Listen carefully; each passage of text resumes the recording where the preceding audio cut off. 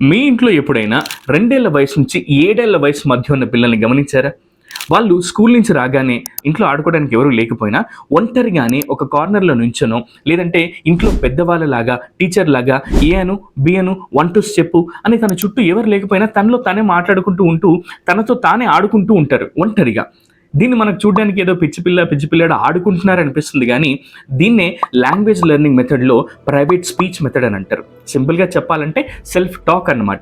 So, ఈ వయసులో వాళ్ళు నేర్చుకున్న విషయాల్ని నెమరు వేసుకుంటూ తన మైండ్‌లో నిక్షిప్తం చేసుకునేందుకే ఈ మెథడ్ ది బెస్ట్ మెథడ్‌గా ఉపయోగించబడుతుంది.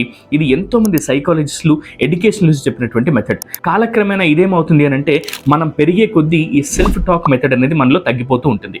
ఇంగ్లీష్ అనే ఒక కొత్త భాషను నేర్చుకోవడానికి ఈ సెల్ఫ్ టాక్ మెథడ్ లేదా ప్రైవేట్ స్పీచ్ మెథడ్ అనేది చాలా బాగా ఉపయోగపడుతుంది. మీరు ఏదైనా ఒక కాన్ఫరెన్స్‌కి, సెమినార్‌కి అటెండ్ అవ్వాలనుకుంటే దానికంటే ముందు రోజు మనతో మనం ఇలా ప్రాక్టీస్ చేయడం వల్ల నెక్స్ట్ డే ఆ కాన్ఫరెన్స్‌లో లేదా సెమినార్‌లో ది బెస్ట్‌గా పర్ఫామ్ చేయొచ్చు. ఇంగ్లీష్ నేర్చుకునేందుకు ప్రైవేట్ స్పీచ్ మెథడ్ అనేది ఒక బెస్ట్ మెథడ్. ఇలాంటి మరిన్ని వీడియోస్ కోసం, ఇంగ్లీష్‌ని ఈజీగా నేర్చుకునేందుకు డైలీ స్పోకెన్ ఇంగ్లీష్ వీడియోస్ కోసం వశిష్ట 360 పేజ్‌ని ఇప్పుడే ఫాలో చేయండి.